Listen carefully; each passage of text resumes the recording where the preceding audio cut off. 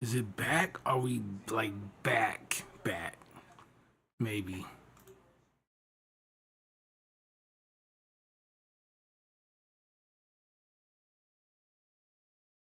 Okay, that took a while. Alrighty. So sorry about that, people. Um, where were we? Oh, I don't know if you heard what I was saying about the panning thing, right? But energy flows in through the left, out through the right. So, um, your right ear picks up higher frequencies better than your left ear can. As a matter of fact, those higher frequencies are more pronounced in your right ear than your left, right? And then vice versa. Your left ear will pick up those lower frequencies, right? It's more pronounced in the left ear, and the higher frequencies, right? Not so much. They're kind of dull, right? That's something you can easily test, right? So when it comes to like panning, if you hear like a hi hat or something like that, chances are you're probably gonna pan it to the right. I know there's some people that do pan to the left because they're like, well, the drummer, right? But when you think about it, right, in the creation of this beastly instrument we call drum set, right, drum kit, as you're playing the hat that's on your left, you got to think about the audience, right? So the audience is sitting there listening to the drummer. So which way is the hat sitting? Which side is the hat sitting on? It would be sitting on their right, right? Their right ear is gonna pick it up. So there's some genius, right? Even if they don't tell you, there's some genius that went into crafting certain things. Or like when they set up a piano on stage, right? Most times it's what? It's the higher octaves, right? They shift it, turn it to the left, so that way the right side of the piano is facing the audience, right? Those higher frequencies are short waves, they don't travel as far. Where you got the lower frequencies, right? Those are longer waves, right? They travel further. So things like this are thought about, and even though someone may not tell you, right? This is how it works. All right, so when we go to do a lot of our EQing and things like that, these are the things like if you know, then it makes your job 100 times easier, right? So if mixing is something that you want to get into or something you already do and maybe you haven't thought about it like that, hey, just check out a lot of like bands and things like that. You know, now pretty much everyone's got microphones, so like your positioning doesn't really matter because it's all going in to a system and then they can do panning or whatever, right? You can be in the center of the stage and sound like you're coming out of left field. But when you don't have that, right, in a time when you didn't have that, your positioning on the stage was everything. If you were gonna play that acoustic guitar, if you were gonna, right, your positioning was everything, right? And that's what we have to bring in, right? Because this thing doesn't know, hey, someone's playing a guitar. I should probably, right? The system doesn't know that. We gotta come in here and manually make those adjustments and things of that nature. So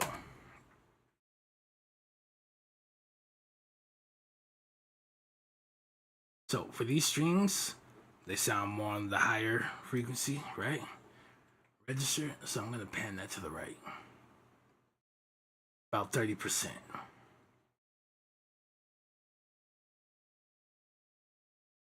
This I'm gonna pan to the left, more lower frequency, right? Pan it about 30%. And I'm gonna actually leave this one centered with this.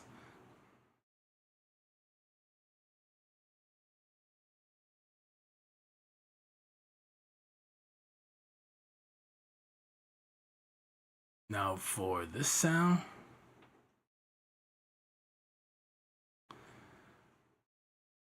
this one is anybody's guess. Okay, to the right, it sounds like it almost completely lost the sound.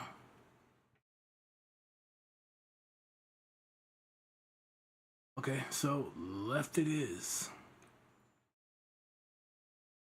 And then when this is playing, it's not interfering with this. So I'm just gonna put it to 30 also.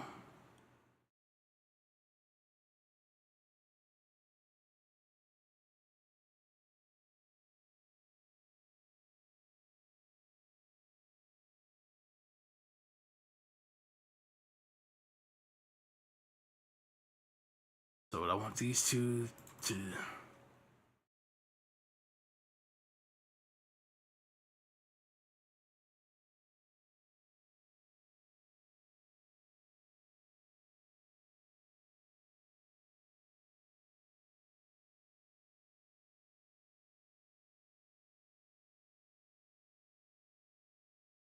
yeah, I wanted to kind of sound like it's blending in here, but we should still be able to hear it.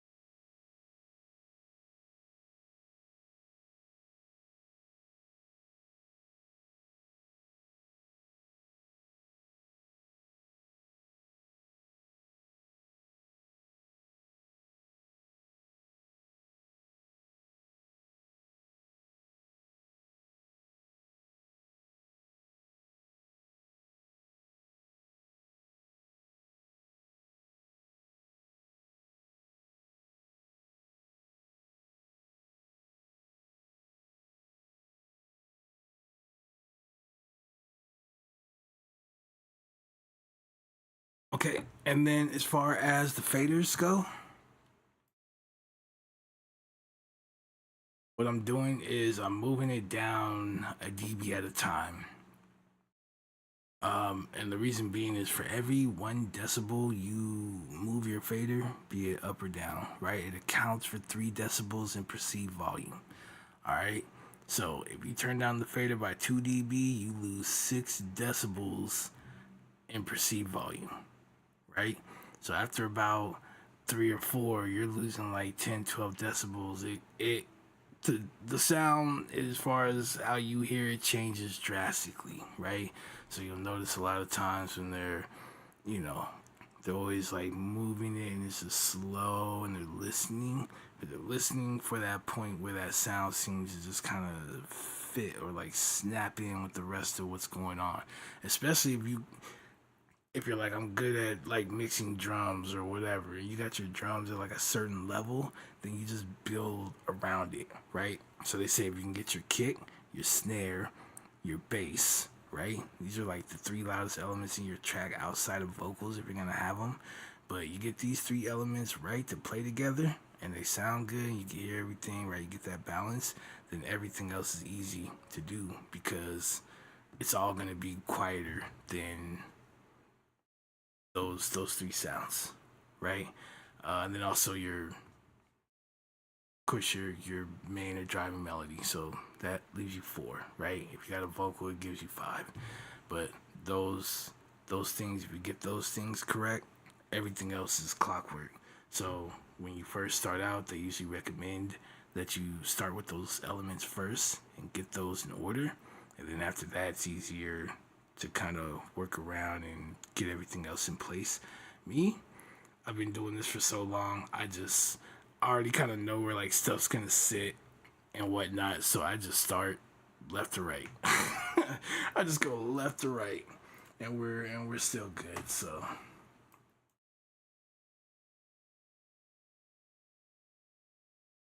let me get right here.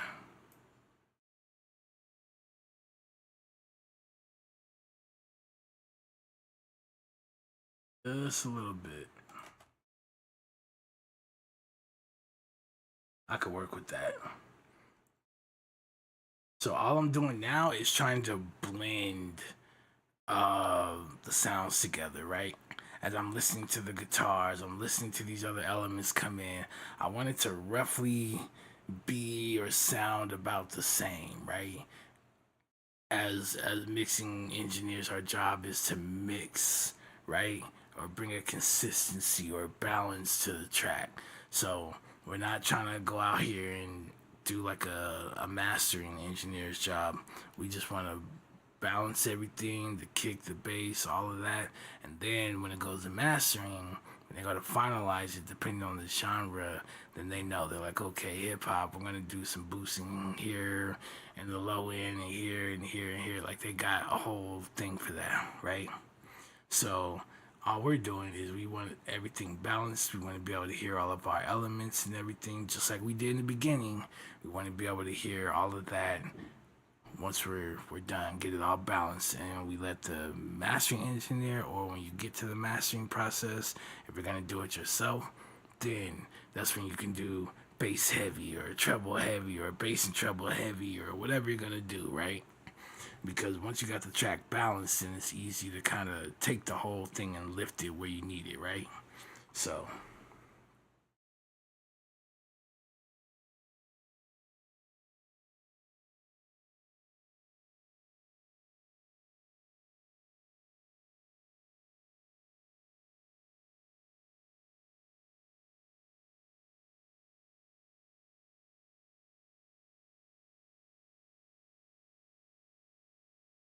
I know.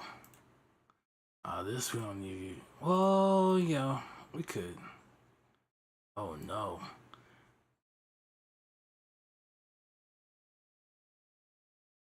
Don't do it. Don't do it. Say, look, I'm about to blow up. I'm gonna tell you now. Um, let's see. Just work with me just for a little bit, all right? Just a little bit. So, what I want to do is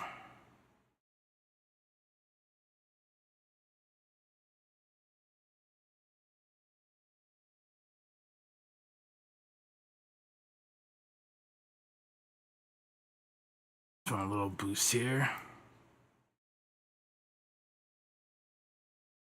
a little boost here.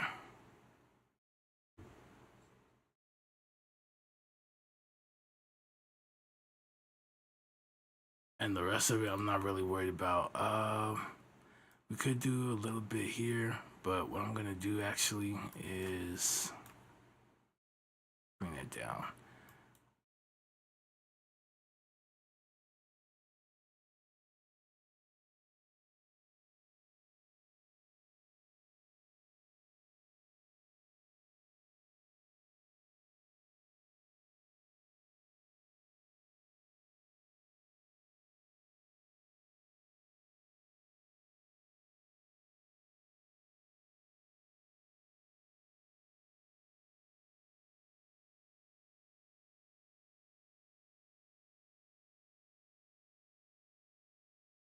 I know. Hold on.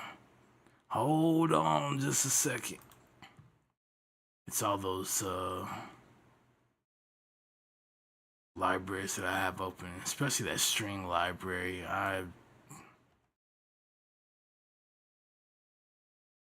did my string program and everything else. Let's see, can we get rid of? Do I have? What else do I have? Oh, yeah. Go ahead and can. Okay, that stuff's already off. All right, cool. So just that. It happens.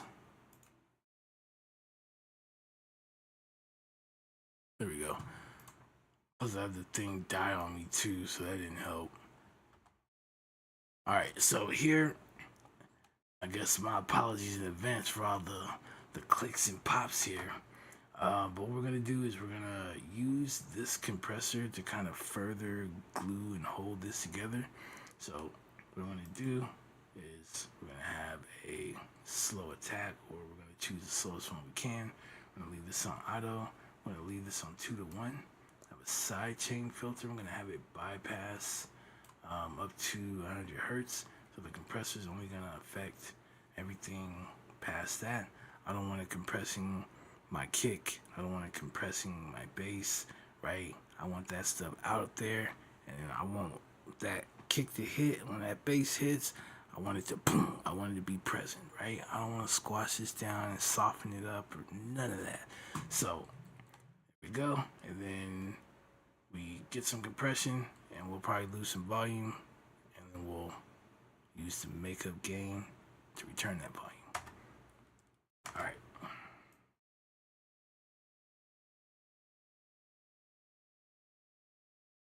I'm looking just to get like 1-2 dB. It's there. All right. And then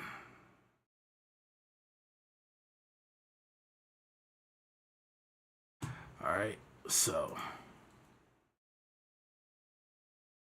didn't mean to do that. I'm so sorry.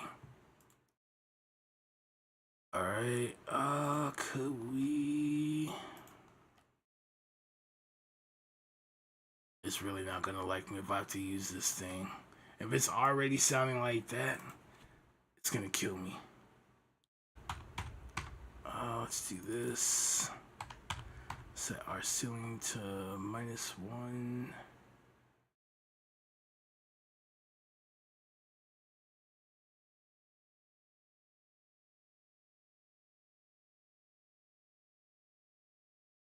Okay. And that'll pretty much do it.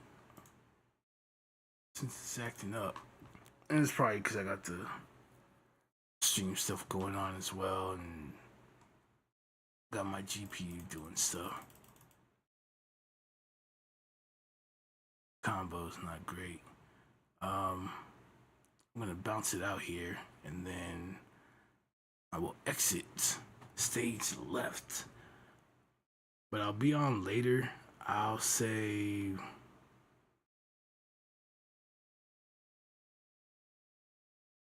probably like 8 p.m. But I want to check out Expedition 33. It's it looks pretty good, and from my understanding, it is turn-based and soundtrack. The soundtrack is what's pulling me in. Come on, man, I'm the music guy. Why wouldn't it? Why wouldn't it? Why wouldn't I want to play a game because the soundtrack is fire, right? Why wouldn't I do it? Here go to desktop.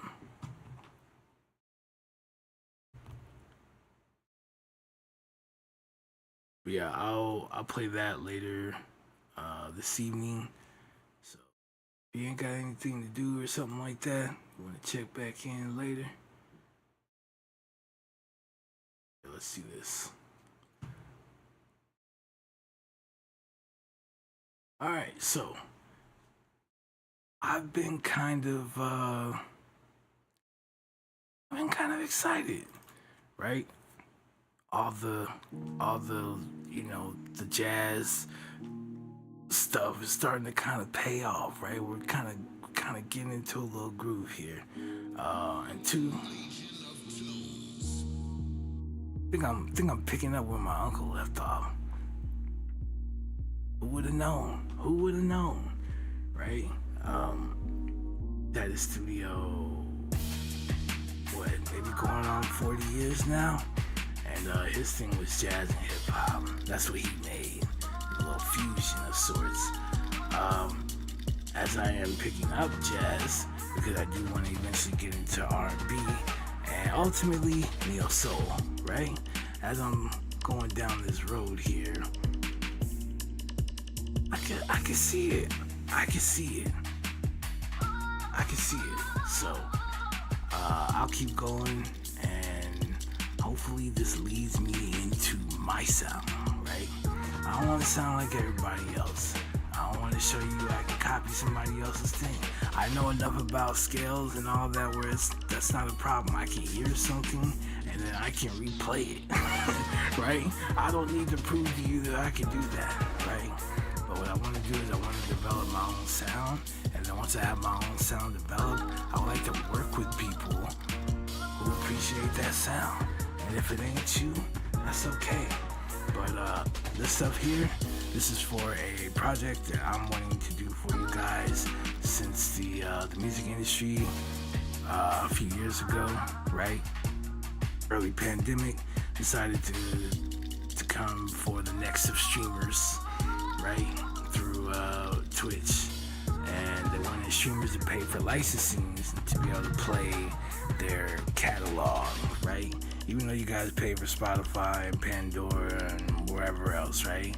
They're like, no, you gotta pay us again. It's like double dipping, man. But the way they see it, right?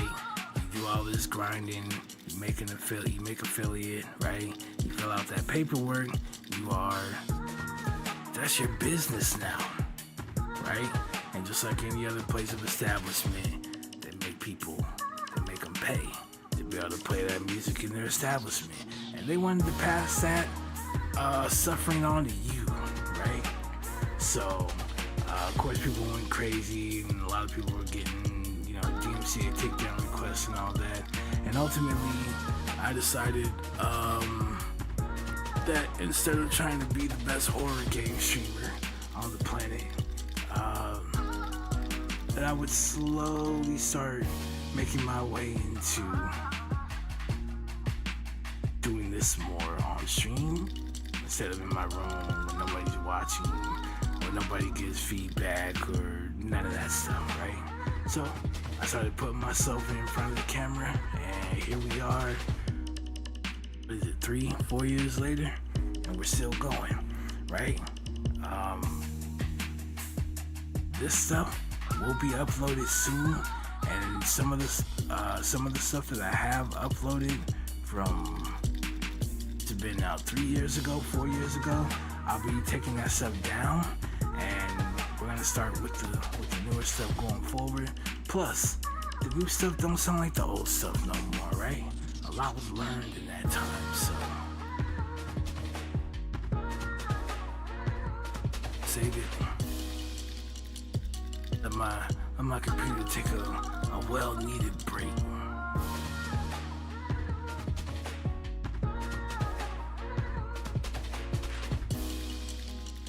What is this? Oh.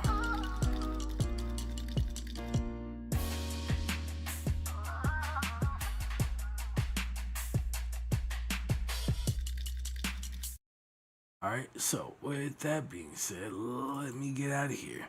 And I greatly appreciate everyone who stopped by. Alright, I will definitely tomorrow give this a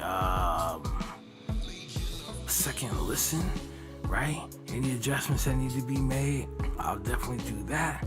And then this will be ready to go, right? So we got quite a bit already. And so as I'm going back and redoing some of these ones with the new mixing method, right? That consistency, I like it. Like, don't get me wrong. I could play a beat like it sounds good, but there's something about the way when it's run this way, that mixing console emulation. There's nothing better than that right now. When somebody mentioned that and mentioned trying that, and I got to go see what it was about and try to learn more about the analog world, and I start to do that, I can see why they get the results that they get, right? And then learning more about the analog gear, like what's actually happening under the hood, right? Because you don't necessarily need those plugins, but if you understand what's actually going on, right, you just fall in line. Like, hey, if I take this thing and boost it, what am I actually doing? And then you find out, oh, well, it's not a bell curve, it's a low shelf, right? That's why it sounds so good when I go to put this on my kit. And then you just take your parametric EQ2 or whatever EQ you have, and instead of reaching for the bell curve or whatever the default is, you say, no, give me the low shelf, right? And you get smarter about the decisions that you're making. And then You'll be like, you know what? I did this with all stock plugins, and this is what it sounds like. And then people will go, teach me, right? Oh, I don't know why I thought this was like a finished product. Jeez, man. Is that how I'm doing myself right now? All right. It was shorter. I really goofed that up. Let me just print this out. Blah, blah, blah. And all right, here you go. If YouTube hates me for it, it's gonna have to deal with it. But remember, stay patient, remain diligent, and as always, be majestic. And I'll see you guys later.